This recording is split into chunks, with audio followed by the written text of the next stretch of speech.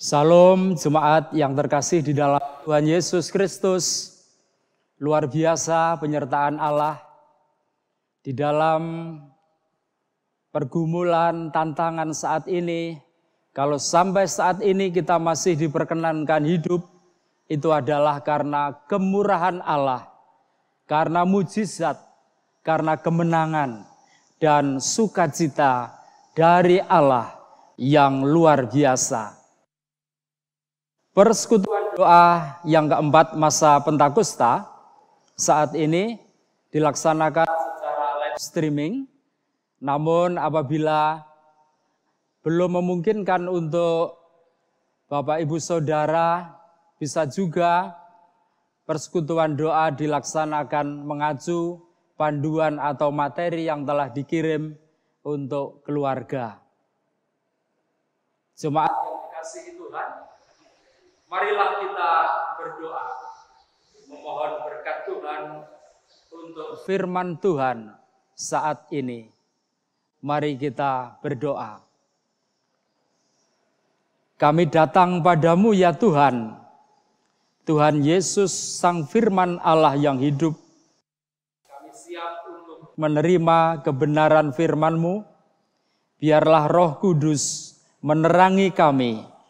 Biarlah kami juga dimampukan untuk menjadi pelaku firman Tuhan di dalam setiap kehidupan kami.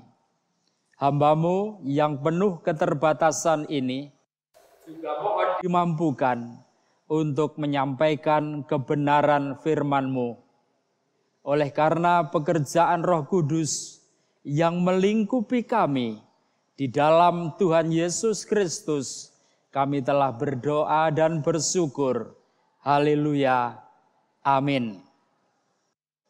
Jemaat yang dikasihi Tuhan, firman Tuhan saat ini diambil dari Kisah 20 ayat 17 sampai 20. Yang demikian kesaksian firman Tuhan. Perpisahan Paulus dengan para penatua di Efesus. Karena itu ia menyuruh seorang dari Miletus ke Efesus dengan pesan supaya para penatua jemaat datang ke Miletus.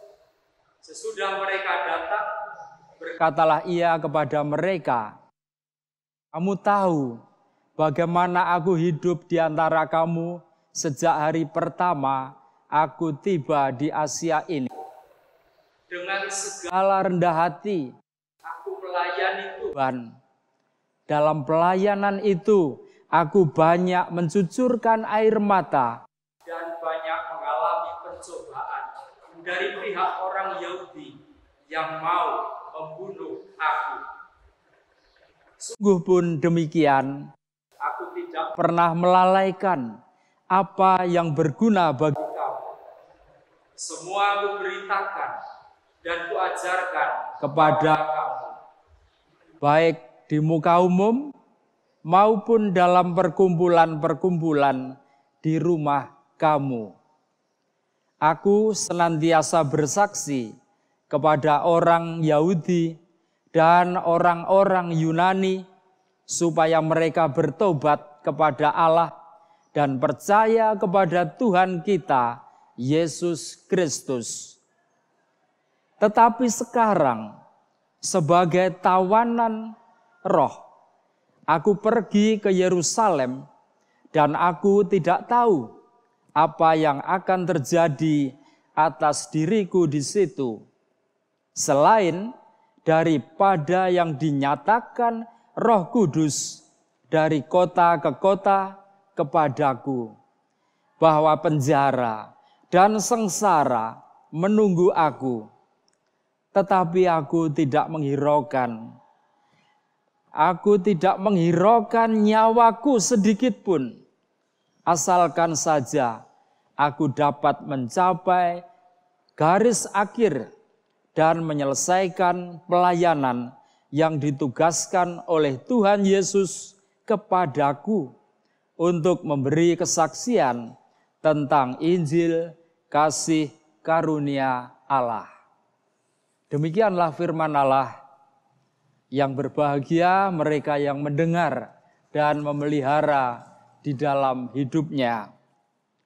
Jemaat yang dikasihi Tuhan, salah satu ciri kedewasaan seseorang adalah kesediaannya apabila ia memikirkan orang lain yang membutuhkan pertolongan dan kemudian dia benar-benar menolong orang tersebut.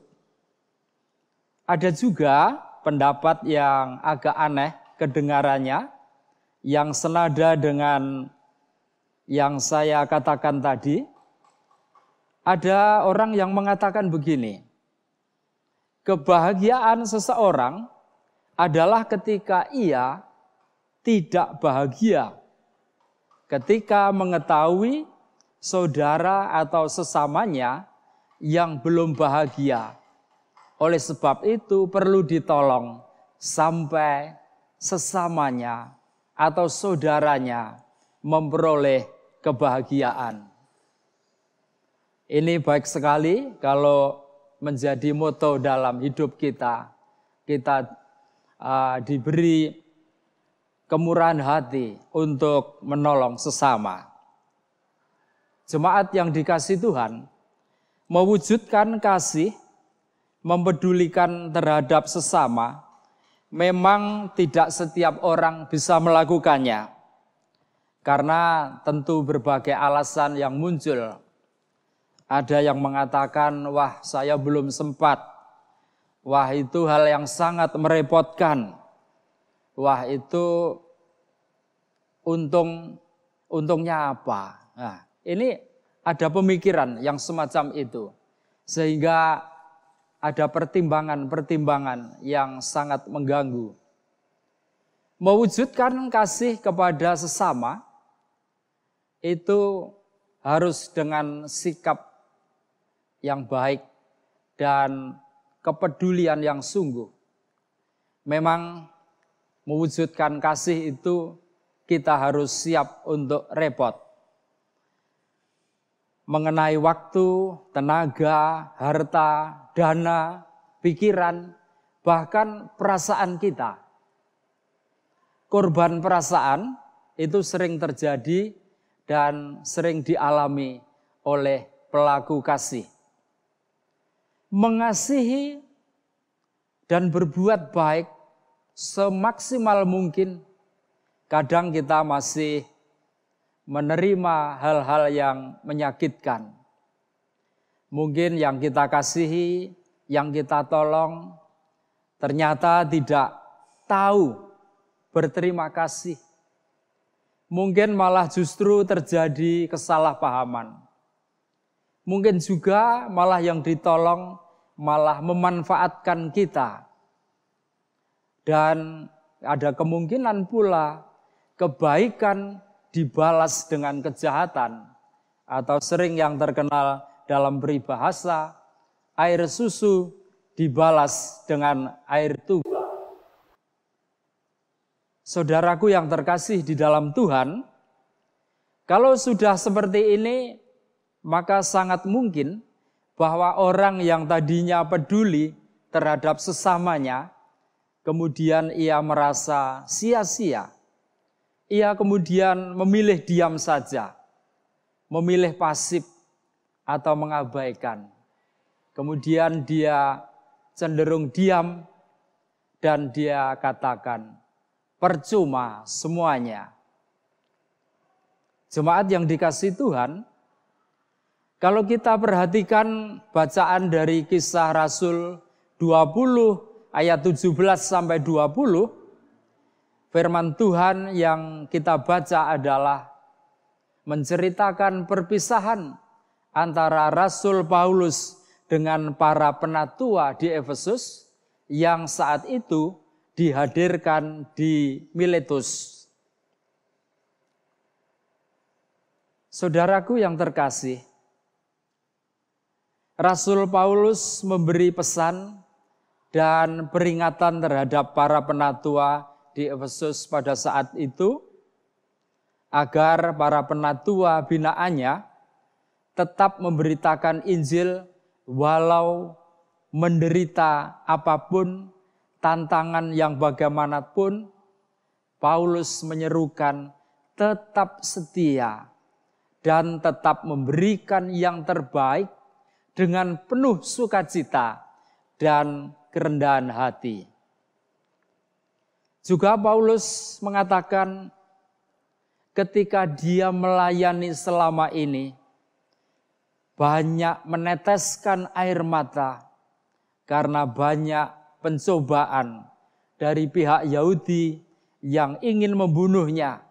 Tetapi Rasul Paulus tetap memberitakan Injil keselamatan kepada orang-orang Yunani dan orang-orang Yahudi, walaupun mereka beberapa kali mencoba membunuhnya.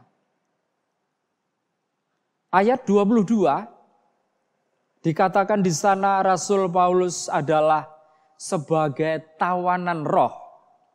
Itu artinya seluruh kehidupan Paulus diserahkan kepada Allah melalui Roh Kudus yang melingkupi seluruh kehidupan dan pelayanannya.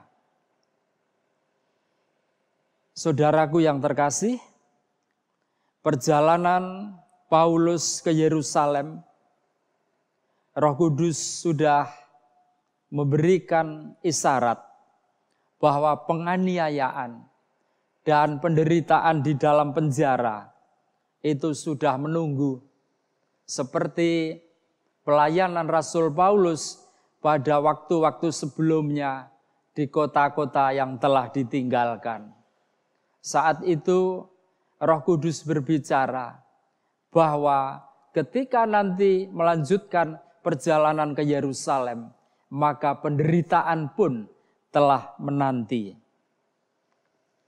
Tetapi Rasul Paulus di dalam pertemuan dengan para penatua, Rasul Paulus menyatakan pada ayat 24 dengan kegigihannya, Rasul Paulus mengatakan, "Tetapi aku tidak akan menghiraukan nyawaku sedikit pun, asal saja aku dapat mencapai garis akhir dan menyelesaikan pelayanan yang ditugaskan oleh Tuhan Yesus kepadaku untuk memberi kesaksian tentang Injil kasih karunia Allah." Saudaraku yang dikasihi Tuhan, pada pertemuan itu akhirnya Rasul Paulus mendoakan para penatua, didoakan, dikuatkan oleh kuasa Roh Kudus. Kemudian para penatua satu persatu memeluk Rasul Paulus dengan rasa haru, perpisahan dengan derai air mata, karena Paulus sudah berkata dan mengisyaratkan bahwa mereka tidak akan lagi melihat Rasul Paulus. Paulus mengatakan itu seolah mengisyaratkan itu adalah hari yang terakhir dan mungkin pertemuan yang sangat bermakna. Pelayan Tuhan sebenarnya bukan hanya oleh pendeta, penginjil, evangelis, aktivis gereja, aktivis kelompok, atau komisi. Tetapi pelayan Tuhan adalah semua orang percaya yang telah diselamatkan, semestinya hatinya tergerak untuk melayani dan mengasihi sesama oleh kuasa Roh Kudus yang melingkupinya. Teladan Rasul Paulus yang juga ia peroleh dari Tuhan Yesus, hendaklah senantiasa mendorong setiap kita untuk melayani Tuhan dengan rendah hati dan siap untuk menderita. Saudaraku yang terkasih, pergumulan di dalam pelayanan itu pasti sering terjadi. Mungkin berupa kritik, kita dicela, kita dicaci maki, difitnah, kesalahpahaman terjadi, dan sebagainya. Tetapi saudaraku, marilah kita berpikir positif. Kita senantiasa juga mengoreksi diri, membenahi diri. Jangan sampai kita kemudian kendor semangat dan putus asa. Kita tidak boleh juga mendendam. Kita merasa paling benar dan sebagainya.